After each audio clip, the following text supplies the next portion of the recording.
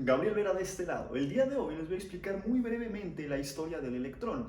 Si bien nuestro contacto con la energía eléctrica data desde los tiempos de los antiguos salvajes, como por ejemplo con los rayos o como por ejemplo con el ámbar, de hecho, los antiguos salvajes se dieron cuenta que cuando el ámbar era frotado sobre alguna superficie peluda, como por ejemplo los pelos de algún animal o incluso sus propios vellos corporales, tenía la capacidad de atraer otras partículas más pequeñas. ¿Ok? Fue entonces cuando en 1600 William Gilbert, en su manuscrito titulado como De Magnete, utilizó la palabra electrón para describir a todas aquellas partículas o todos aquellos materiales que tenían la propiedad que tenía el ámbar, es decir, que al ser frotados tenían la capacidad de atraer partículas más pequeñas. ¿Ok? De hecho, la palabra electrón proviene del griego electrón, que quiere decir ámbar. Interesante, ¿no? No fue hasta 1700 que Hauksbee y Dufray estaban estudiando justamente de manera independiente el ámbar y el vidrio y se dieron cuenta que si el ámbar lo frotabas, en efecto tenían capacidad para atraer partículas y si el vidrio lo frotabas, tenían capacidad también para atraer partículas. ¿Ok? Y ellos dijeron que la energía eléctrica tenía dos naturalezas, la naturaleza vítrea y la naturaleza del ámbar. ¿Ok? A nosotros al día de hoy sabemos que en eso no es cierto, ¿ok? Lo que estaban estudiando es la electricidad estática, pero bueno, era su manera de empezar a modelar lo que ellos entendían como el universo. Fue en 1710 cuando Benjamin Franklin les dijo que no, en efecto no, y él propuso que la carga solo tenía una sola naturaleza y una sola fuente, y no era ni vítrea ni ámbar, era una sola fuente, la llamaran como la quisieran llamar.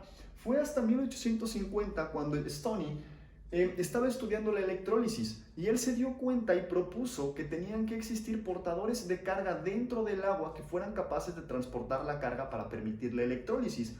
Él, utilizando las leyes de Faraday, fue capaz de calcular la carga elemental de estas partículas cargadas, ¿ok? Que al día de hoy nosotros sabemos que son iones, ¿ok? Si bien ese valor calculado fue bastante preciso para la época, pero mucho más grande de lo que se hubiera esperado, fue ignorado por la comunidad científica, pues porque científicos de mente cerrada, ¿ok? Pero sus cálculos fueron sumamente importantes. Fue justamente en 1869 cuando John Hittorf estaba utilizando rayos formados dentro de gases enrarecidos. ¿Qué es un gas enrarecido? Es un tubo de vacío. Lo que él tenía tubos, sacaba el aire y decía que enrarecía el gas ahí, y cuando aplicaba una corriente eléctrica podía haber un rayo de luz, un haz de luz que se movía de un lado a otro. Si bien él lo propuso como el cuarto estado de la materia, la famosa materia radiante, y al día de hoy sabemos que eso no es cierto, era un intento muy bueno de poder modelar justo los fenómenos que estaban pasando, como ya lo habían hecho por ejemplo Hauksbee y Dufray. Un par de años después, en 1876, Eugene Goldstein y William Crookes, quien por cierto fue el que hizo los rayos, el que creó los tubos de vacío para generar los rayos catódicos, describieron varias cosas bien interesantes, ¿ok? Justamente William Crookes pudo obtener un vacío muchísimo más bajo que el que había obtenido Hittorf. De hecho, Hittorf ya estaba, los rayos que él tenía eran los famosos rayos catódicos, pero fue William Crookes quien los nombró así. Y al obtener un gas, bueno, más bien una presión mucho más baja que oscila, al menos en la literatura dicen que oscilaba entre 100 milipascales y 100 nanopascales, que es un muy buen número, o al menos considerando que era 1870, ¿ok?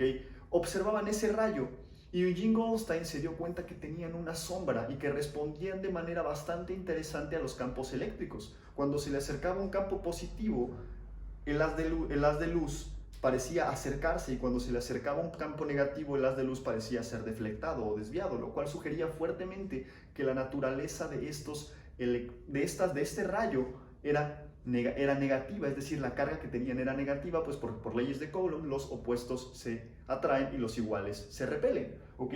Fue en 1890 cuando Schuster fue capaz de calcular la relación carga-masa de este rayo, ¿ok? Nosotros al día de hoy sabemos que este rayo está compuesto por electrones, ¿ok? Pero él fue el primero en calcular la relación carga-masa de los rayos catódicos, y otra vez su resultado fue un poco ignorado, pues porque hay científicos de mente cerrada, pero fue una primera aproximación extraordinariamente interesante. En 1896, nótese 6 años después, ¿ok? J.J. Thomson y Henri Becquerel, cada quien trabajando por separado, Thomson trabajando con los rayos catódicos y Henri Becquerel trabajando con los materiales radioactivos, se dieron cuenta que había muchas cosas en común entre los rayos catódicos y las partículas emitidas por ciertos elementos radioactivos. ¿Ok? Henri Becquerel describió prácticamente lo mismo que Thomson y Goldstein habían descrito para los rayos catódicos, es decir, las partículas que se emitían de la desintegración de estos materiales radioactivos respondían exactamente de la misma manera que los rayos catódicos a los campos eléctricos. ¿Okay? Y se dio cuenta que distintos materiales radioactivos emitían prácticamente la misma partícula, que tenía la misma relación carga-masa. Y fue así como pudieron proponer que estas partículas de nombre desconocido, ¿okay? O todavía no se habían puesto de acuerdo, eran universales para todos los átomos que componían a toda la materia sin importar su naturaleza. Es decir, no importa si eras carbono, litio, sodio, potasio, rubidio, cesio, francio, forzosamente tenías estas partículas, ¿ok? Y las podías emitir de dos maneras, por decaimiento radioactivo o cuando eras estimulado por grandes diferencias de potencial, ¿ok? Bien interesante. George Fitzgerald fue quien retomó el nombre que le había propuesto Will Gilbert en su manuscrito de Magneté, y él dijo que estas partículas deberían de llamarse electrones, pues porque estaban relacionados con los portadores de carga, ¿ok? Entre algunas otras razones que no me quedan muy claras revisando la literatura, pero fue él quien retomó el nombre propuesto por Will Gilbert, ¿ok? Y les propuso el nombre de los electrones. Ya había varios modelos bien interesantes para esa época. Vean la breve historia de los modelos atómicos, pero aquí para este momento ya se había demostrado que las cargas negativas sí podían ser separadas del núcleo atómico. De hecho, como se sabía, en ese momento los átomos eran eléctricamente neutros, por lo que tenía que existir una parte positiva y su contraparte negativa, que eran estas partículas misteriosas que estaban estudiando. Fue en 1909, bueno, de hecho los resultados de Robert Millikan fueron publicados en 1911, pero los experimentos fueron realizados en 1909, que con el famoso experimento de la gota de aceite fue capaz de determinar la carga del electrón con un error aproximadamente del 0.3%, es decir, unos cálculos extraordinariamente precisos. Y la razón, simplemente su tipo de experimentación. Para ese momento ya habían sido realizados dos tipos de experimentaciones similares en una cámara muy similar a la que había utilizado Robert Millikan.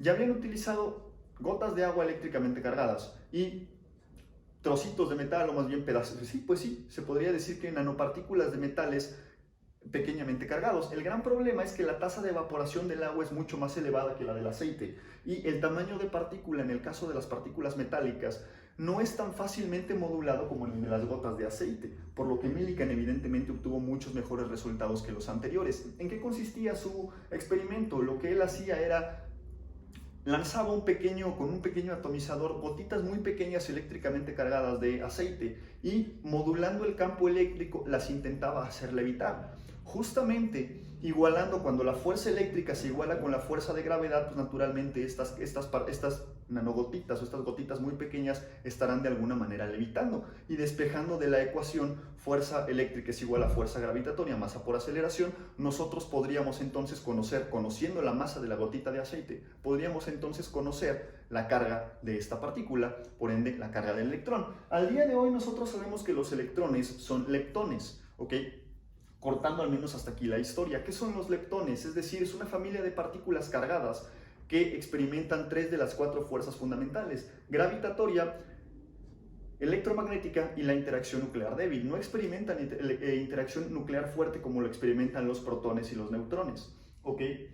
Existen 6 leptones: los electrones, que son los más ligeros, los muones, los tauones y un neutrino asociado a cada una de estas partículas. Sabemos nosotros que por el principio de exclusión de Pauli y otras experimentaciones presentan un spin, estos electrones, es decir, son fermiones, presentan un spin semientero, múltiplos semienteros de H barra, menos un medio y más un medio, ¿ok? Dependiendo de la manera en la que responden a los campos magnéticos, ¿ok?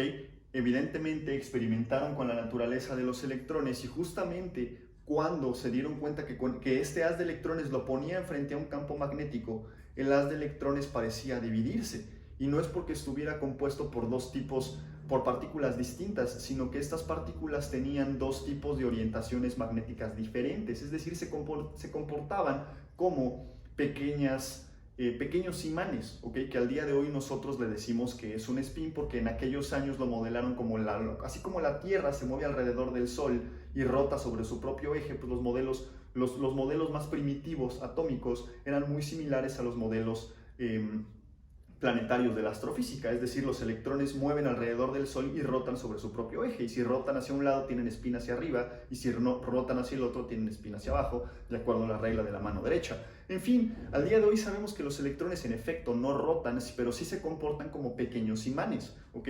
Y de hecho la naturaleza del spin sigue siendo bastante desconocida. Sabemos que la carga, gracias a Millikan y a muchos otros experimentos mucho más precisos realizados mucho después, es de 1.609 por 10 a la menos 19 coulombs y su masa es 9.109 por 10 a la menos 31 kilogramos, es decir, son 1836 veces, 36.5 o 1838 veces más ligeros que los protones y que los neutrones. De hecho, los neutrones son un poco más pesados que los protones y estos a su vez mucho más pesados que los electrones. Sabemos nosotros que los electrones son partículas elementales, es decir, no tienen una estructura interna, no están compuestos por partículas más pequeñas, como en el caso de los protones o los neutrones que están compuestos por ternas de quarks.